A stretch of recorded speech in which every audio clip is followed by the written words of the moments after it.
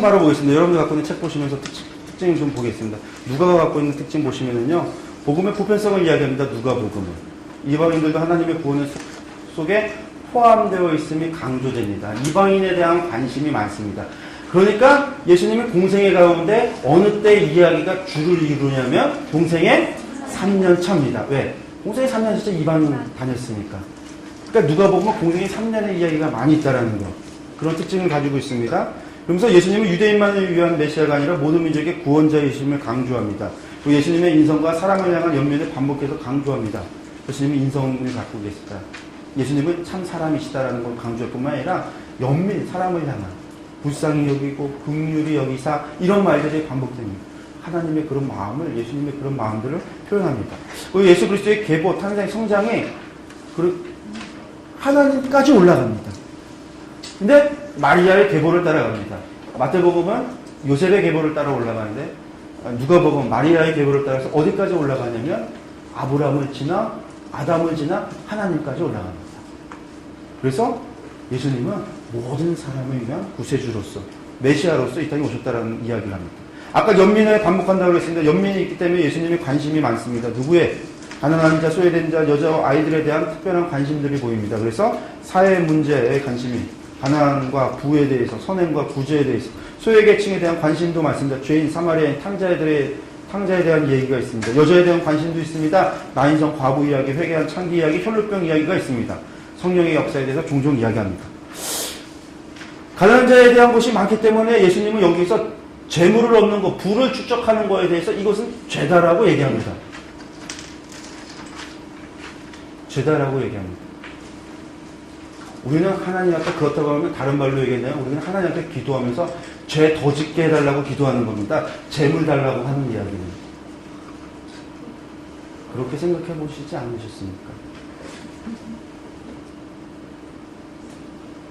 예수님 죄라고 얘기했는데 낙타가 바늘길을 통과하는 것보다 더 힘든 부자가 가는 것이 더 힘든데 우리는 더 좁은 길로 가라니까 낙타가 바늘길보다 더 좁은 길을 가기 위해서 부를 달라고 얘기합니다.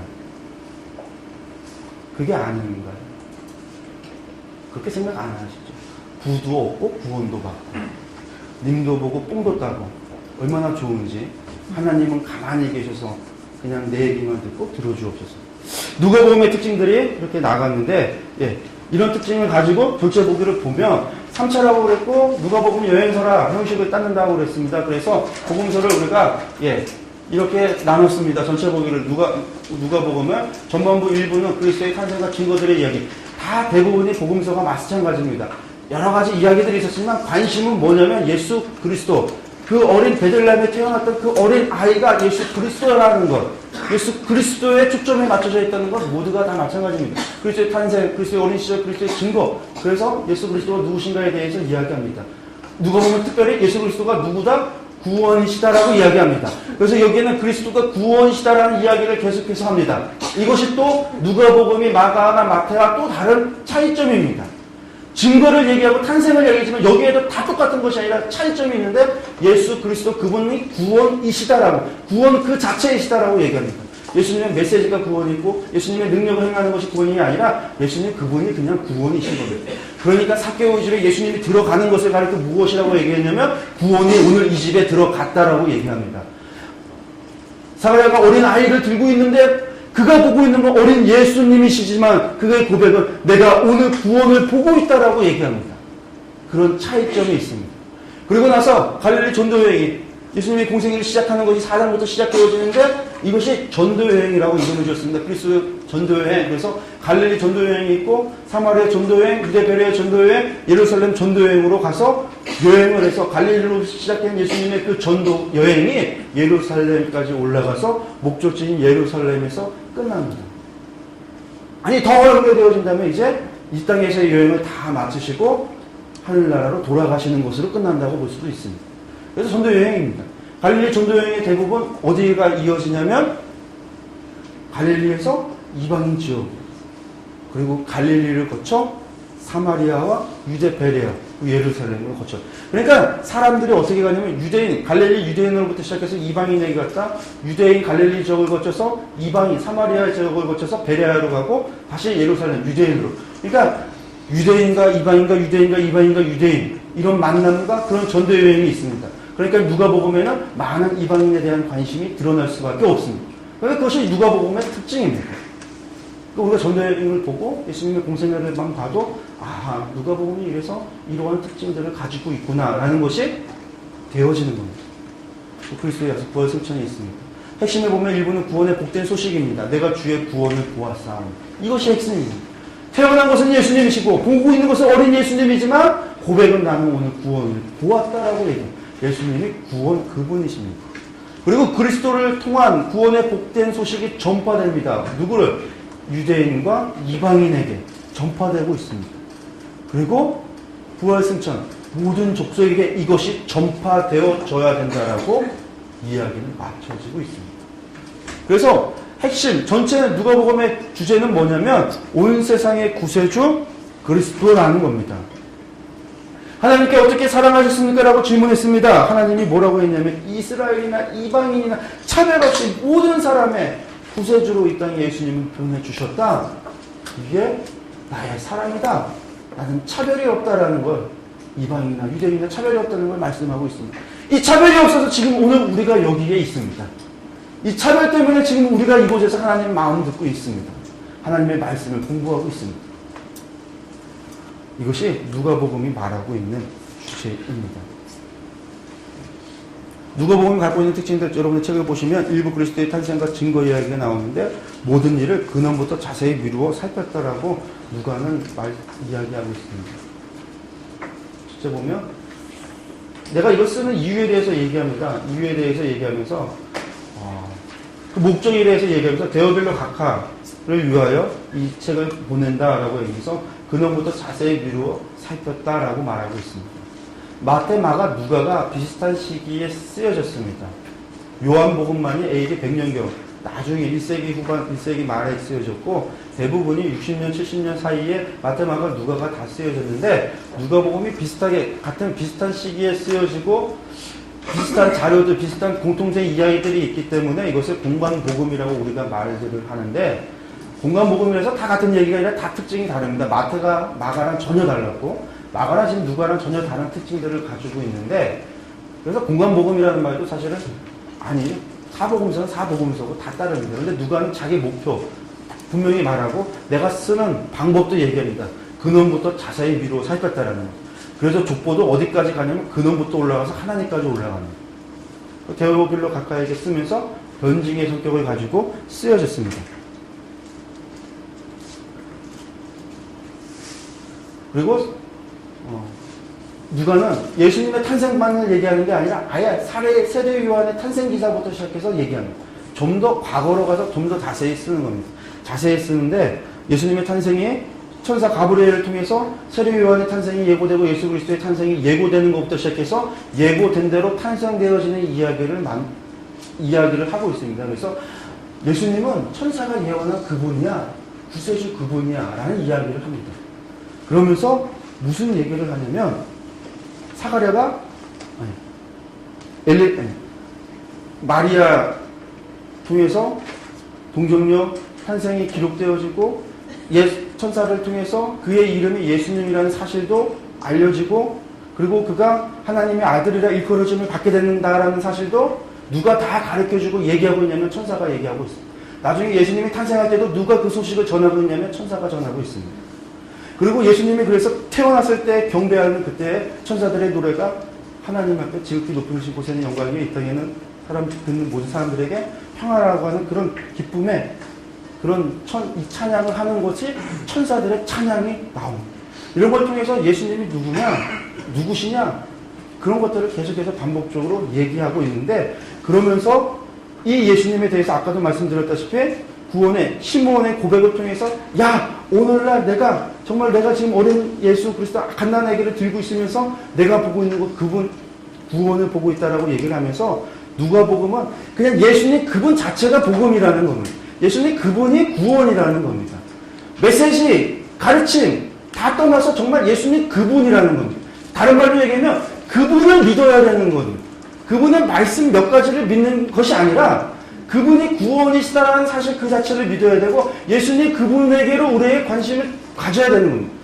우리의 초점은 예수님에게로 맞춰줘야 되는 겁니다. 예수님 그분을 믿어야 되는 겁니다. 그분이 그냥 구원이신 겁니다. 구원의 복된 소식, 복음이라는 것은 가르침이나 교훈이 아니라 예수님께서 행하셨던 이적이나 기적이나 그것이 아니라 예수님 그분이라는 거예요. 그러니까 우리가 예수님 그분을 알지 못한다면 우리는 복음을 알지 못하는 겁니다. 요절 몇 가지 외운 것으로 복음을 알고 말씀을 알았다고 얘기할 수 있는 것이 아니라 그분을 알아야 됩니다. 그분을 알려면 그분의 마음도 알아요. 하나님을 알려면 마음속 깊은 것까지 알아야 그분을 알았다라고 말할 수 있습니다. 하나님도 그 깊은 것 꺼내놓으시는 그것을 우리가 알아야 하나님을 알 수 있는 겁니다. 예수님이 그 깊은 것을 꺼내놓는 걸 알아야 그걸 알 수 있습니다. 사실상 요한복음이 왜 나중에 맨 마지막에 쓰여지는가? 예수님 그 깊은 것을 사람들이 몰랐습니다. 마태, 마가, 누가를 통해서도 모르기 때문에 하나님께서 요한을 통해서 가장 깊은 것을 다시 한번 꺼내놓으십니다.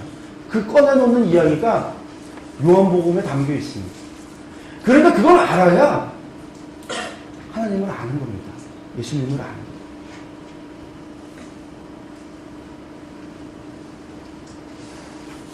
어린 시절 이야기 다 얘기했기 때문에 넘어가겠습니다. 전도 여행을 가면 전도 여행을 통해서 예수님께서 갈릴리 사역을 먼저 시작하십니다.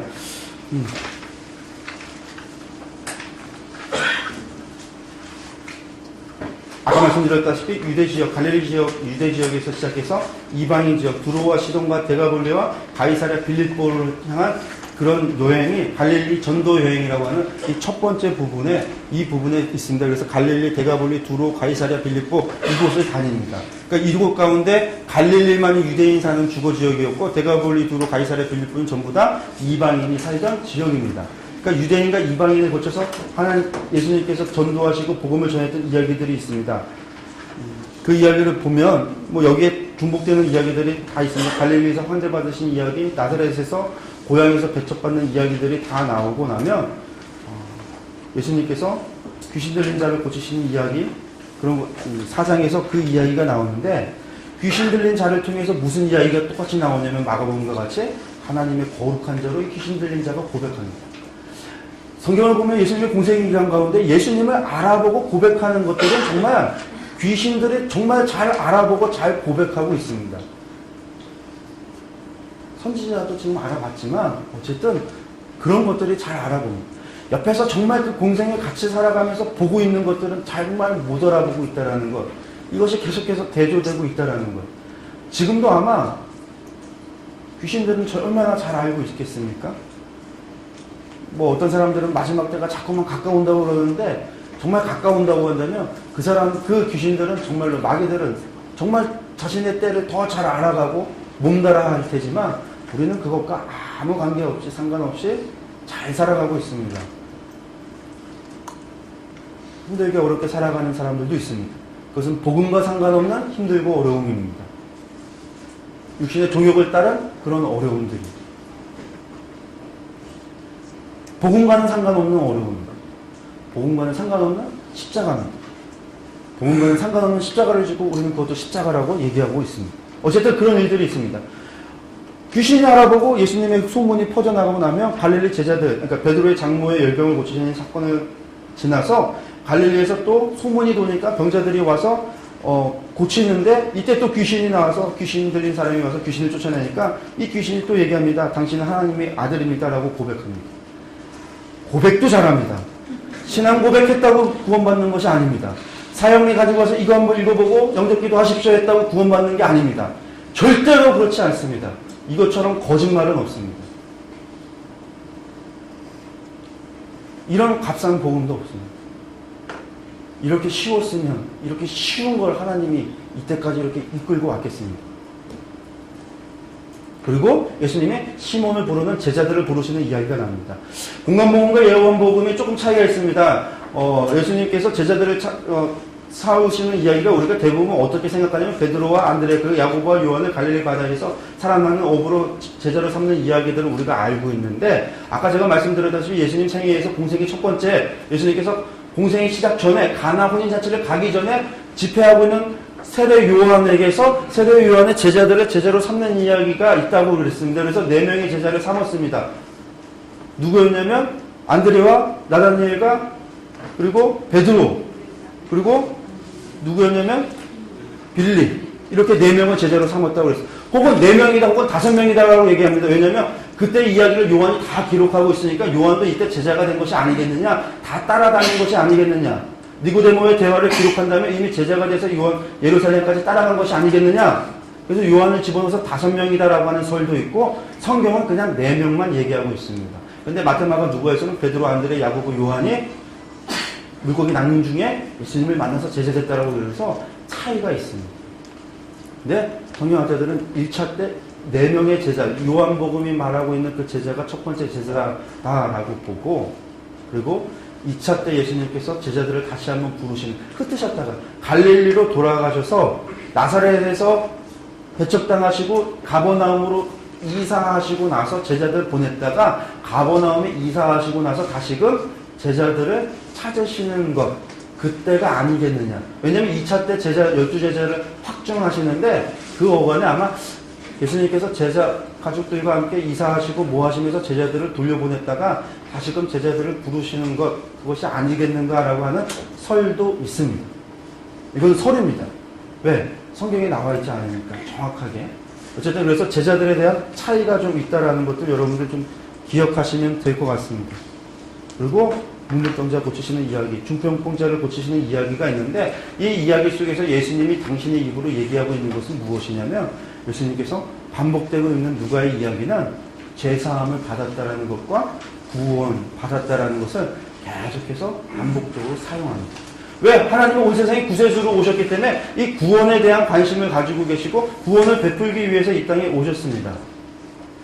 그렇기 때문에 중풍병자를 데리고 왔을 때에도 예수님께서는 너 죄사함을 받았다라고 얘기합니다. 그리고 죄사함을 받았다라고 하시는 이유는 그곳에 있던 바리새인과 율법교사들에게 하나님이 예수님께서 인자에게 죄를 사하는 권세가 있는 줄을 알게 하시기 위해서 그렇게 하셨다라고 누가는 기록합니다. 그리하여 죄를 사해 줍니다. 죄를 사해 줬더니 병이 고쳐집니다. 그래서 누가는 구원이라고 하는 것은 죄사함과 연관지어서 같이 사용합니다. 그래서 반복적으로 네 죄사함을 받았다라는 이야기를 하시고 너 구원받았다라는 이야기를 합니다. 가늠하다 걸려서 가늠하다 들켜서 붙잡혀온 여자에게도 너 죄사함 받았다라는 얘기를 합니다. 바리새인 집에서 예수님의 발에다가 향유를 부었던 그 여인에게도 예수님은 너 오늘 죄사함을 받았다 라고 돌아가라고 얘기합니다. 구원을 죄사함이라고 얘기합니다. 왜 죄사함? 예수님의 사역이 뭐라고 얘기했냐면 대속의 제물이 되는 것이기 때문에 구원은 죄사함입니다. 구원은 우리의 죄를 사하여 주는 것을 이야기하고 있다는 걸 누가는 그렇게 이야기하고 있습니다. 그러면서 세리 마태의 집에 가서서도 또 얘기합니다. 무엇을 얘기하냐면 나는 의인을 부르러 온 것이 아니라 죄인을 불러서 회개시키기 위하여 왔다라는 겁니다. 죄인을 부르러 왔다라는 겁니다. 얼마나 감사한지. 그래서 저희가 여기에 있습니다.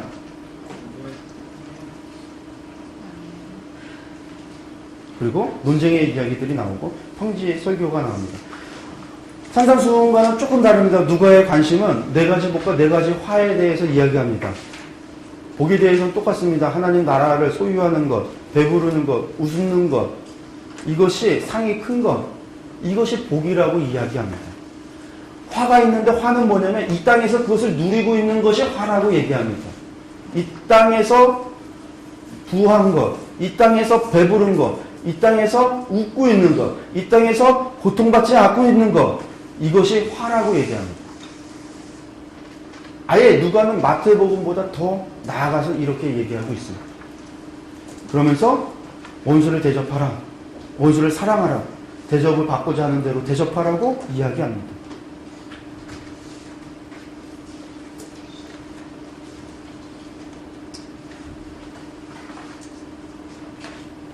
그리고 다시 한번 또 이어서 6장 39절 이하에는 내 속에 있는 들보를 보라라는 말씀을 예수님 합니다. 우리가 죄성에 대한 얘기를 할 때 무슨 얘기를 하냐면 어떤 비유를 드냐면 사람의 몸은 죄 나무와 같다라고 얘기합니다. 원죄를 갖고 태어난 우리는 그냥 죄 덩어리, 죄 그 자체입니다. 그냥 죄의 나무입니다. 죄나무에서 뭐가 열리냐면 죄가 열리게 되어져 있습니다. 그래서 우리는 죄를 짓는 자입니다. 내가 노력을 한다고 해서 여기다 거름을 좀 더 주고 햇볕을 더 쐬어주고 물을 잘 주고 잘 가꾼다고 해서 나무를 좀 더 이쁘게 만든다고 해서 본 모양을 그렇게 만든다고 해서 이 죄나무에서 다른 열매가 맺지 않습니다. 배나무에서는 배가 열리고 사과나무에서는 사과가 맺습니다. 우리는 죄이기 때문에, 죄인이기 때문에 죄의 열매만 맺을 수 있습니다. 그런데 우리는 성령의 열매를 맺기를 바랍니다. 그럼 어떻게 해야 성령의 열매를 맺을 수 있습니까? 어떤 노력을 해야 성령의 열매를 맺을 수 있습니까? 우리가 살아가면서 조금 말씀을 지켜 행하고 40일 정도 김식 기도하면 성령의 열매가 맺혀집니까? 말씀을 한 100독하면 성령의 열매가 맺혀지게 되어져 있습니까? 내가 노력을 해서 이를 악물고 화내지 않고 정말 이 땅에서 말씀대로 살아가야지 하고 말씀을 율법을 지키면 돼지고기도 먹지 않고 율법에 말하고 있는 음식들 안 먹고 살아가면 성령의 열매가 맺혀집니까? 그렇지 않습니다. 죄나무에서 죄밖에 안 열립니다. 성령의 나무에서 성령의 열매가 맺혀집니다. 우리 안에 죄가 해결되고 성령님이 내재하시면 우리의 노력이 아니라 성령님으로 말미암아 성령님의 열매가 맺혀지는 겁니다. 내가 노력해서 사랑이 나오고 노력해서 나오는 게 아니에요. 예수님의 말씀에서는 우리에게 가르쳐주고 있는 예수님의 이 이야기 속에서 편지설교에서 얘기하고 있는 것들, 정말 예수님이 말씀하시고자 하는 것은 바로 이겁니다. 우리의 죄나무를 뿌리째 뽑아가서 그래서 우리가 그리스도와 함께 죽었나니 성령으로 말미암아 그리스도와 함께 살아간다는 바울의 고백이 이겁니다. 예수님께서 다 이루신 것은 우리의 모든 것을 가져가시고 우리의 죄를 다 가져가셨다는 거, 우리의 죄나무를 다 뿌리째 뽑아가시고 성령나무 심으시겠다라는 겁니다. 내 안에 성령님이 안 계시면 안 됩니다.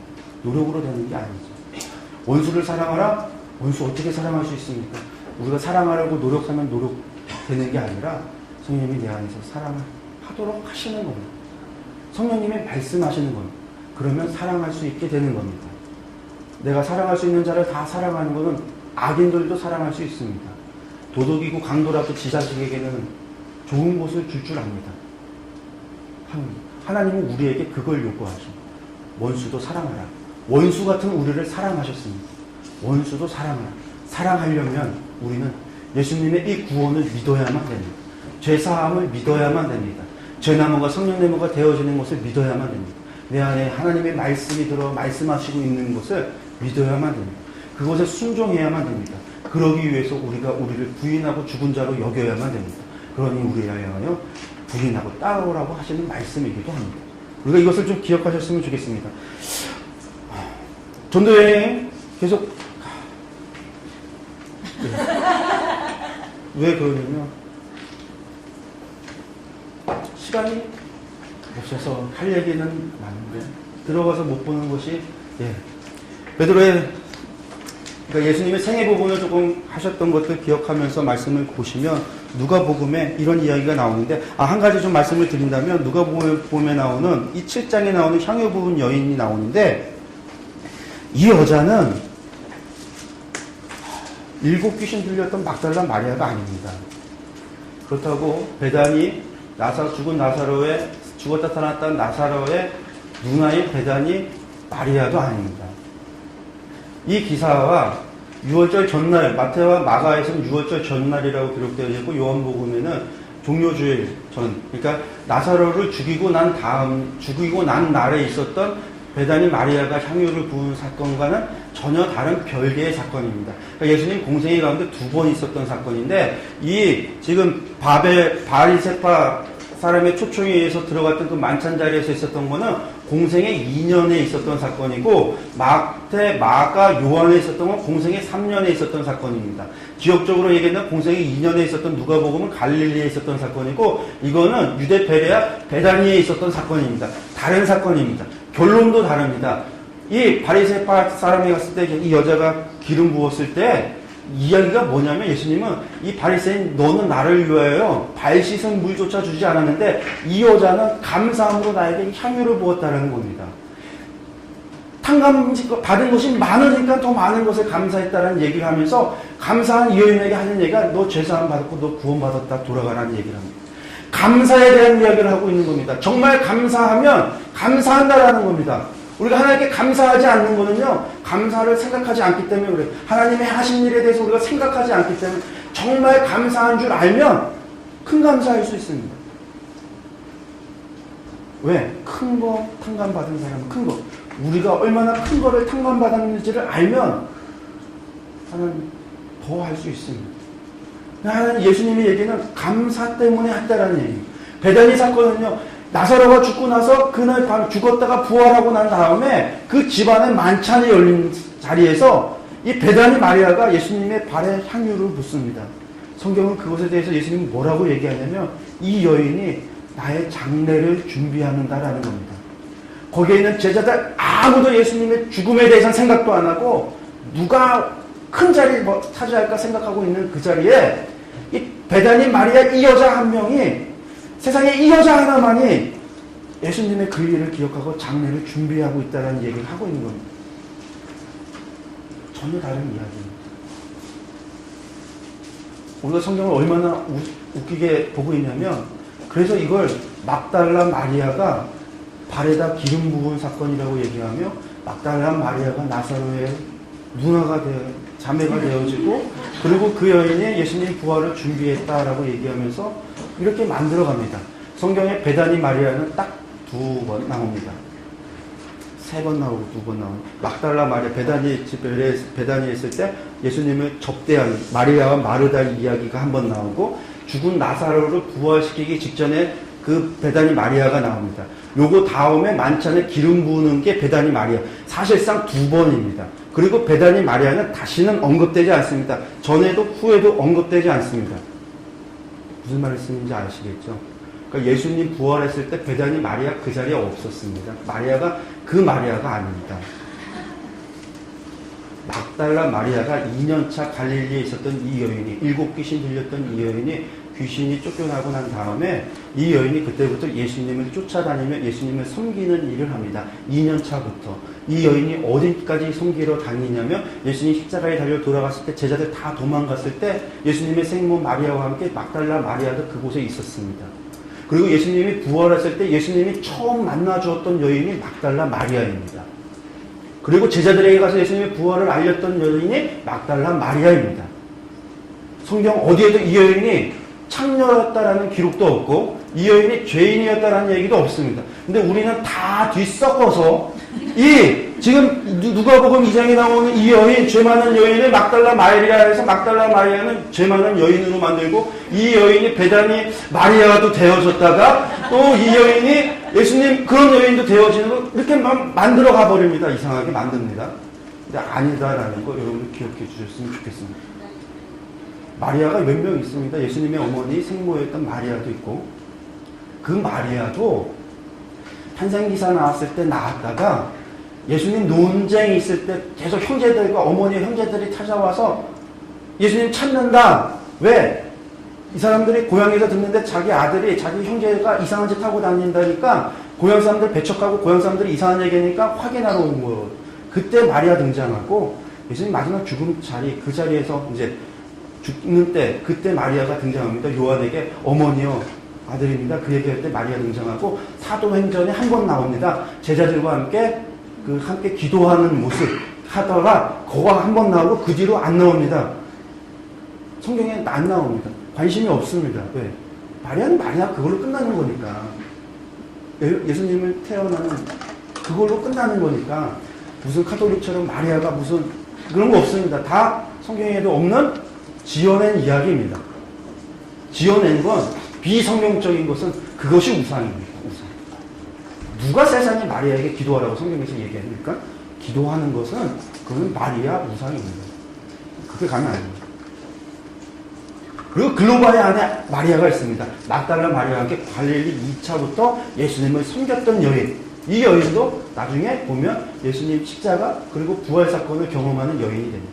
베다니 여인은 정말 2번밖에 안 나옵니다. 그러니까 뭐 그리스도의 무슨 영화들 있지 않습니까? 뭐 막달라 마리아와 예수님이 사랑을 하네, 베다니 마리아와 사랑을 하는지 뭐 그런 식의 영화를 막 만들어서 영화가 나오는데 그 영화 보면 이게 베다니 마리아인지 막달라 마리아인지 도무지 알 수 없는 짬뽕된 마리아가 그냥 거기에 나오고 있습니다. 성경을 뒤집어 섞어서 모르면 이렇게 됩니다. 그러니까 이 향유도의 사건도 여러분들 좀 그렇다라는 것 좀 기억하시면 좋겠고, 그래서 하나님 이제 기념하라는 얘기, 뭐 그런 얘기들 하시는데, 저도 이 이야기를 좀 기억하시면 갈릴리 사역에서 있었고, 사마리아 전도 여행을 가는데, 사마리아 지역에서, 선한 사마리아의 이야기, 비유, 뭐 이런 것들이 있습니다. 예수님의 관심이 내 이웃을 내 몸같이 사랑하라, 너도 이와 같이 행하라. 유대인들이 죽어도 사마리아를 안 통해서 길 갈 때도 이방 지역을 요단강 건너서 지나가는 이 사람들 중에 사마리아까지 예수님을 쫓아온 겁니다. 독한 놈입니다. 그러니까 그 놈한테 하는 얘기가 또 이와 같이 하라라는 얘기입니다. 사마리아의 비유는. 그 말은 뭐냐면 사마리아 사랑하라라는 겁니다. 그게 내 이웃이라는 거예요. 너도 그와 같이 하라라는 이야기. 그 이야기 하고 있습니다. 그 다음에 유대 베레아로 넘어가면 베레아 사역이 있습니다. 그래서 뭐 여기에는 여러 가지 비유들 말씀들이 많이 있습니다. 비유의 가르치심이 많은데, 특별히 뭐 이런 드라막, 드라크마, 돌아온 탕자, 불의한 천지기, 돌아온 탕자, 이런 것들을 이야기하시면서 하나님의 마음을 이야기합니다. 재밌는 것은요, 드라크마를 찾고 찾은 주인이 잔치를 벌이는데 찾은 돈보다 더 많이 소비했습니다. 91마리 내버려두고 한 마리 어린 양 찾으러 가는데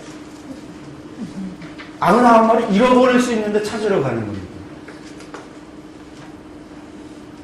양은 자기가 앞에 있는 엉덩이 보고 갑니다. 앞에 있는 양이. 그래서 양을 이끌 때는 양 한 마리만, 대장양 한 마리만 끌고 가면 다 앞에 엉덩이 보고 따라갑니다. 이게 습성이, 양의 습성인데, 어린 양들이 이 습성을 갖지 못한 어린 양들이 있습니다. 망나니 같은 게 물불 가리지 못해서 아무데나 튀어갈 수 있는 양. 이런 양은 그 양 무리에서 죽여야 되는 양들입니다. 왜? 이거 잘못 나갔다가 멍청한 양, 그 양 꽁무니 따르고 줄줄이 따라가기 때문에 그런 양들은 죽여야 됩니다. 죽여도 되는 양입니다. 이 주인이 99마리 버려두고 그 양을 찾으러 가는 겁니다. 그 얘기는 무슨 얘기냐면 이 주인이 미친 겁니다. 생각해 보시면 미친 겁니다. 99마리 잃어버릴 수 있는데 한 마리 찾겠다고 가는 겁니다. 하나님의 마음입니다. 한 영혼을 천하보다 귀하게 여긴 우리 같은 거 살리시겠다고 독생자를 주시는 하나님. 지금 우리가 미쳤다고 얘기할 때 웃으셨잖아요. 하나님이 그러신 마음, 그 사랑입니다. 그게 하나님의 마음입니다.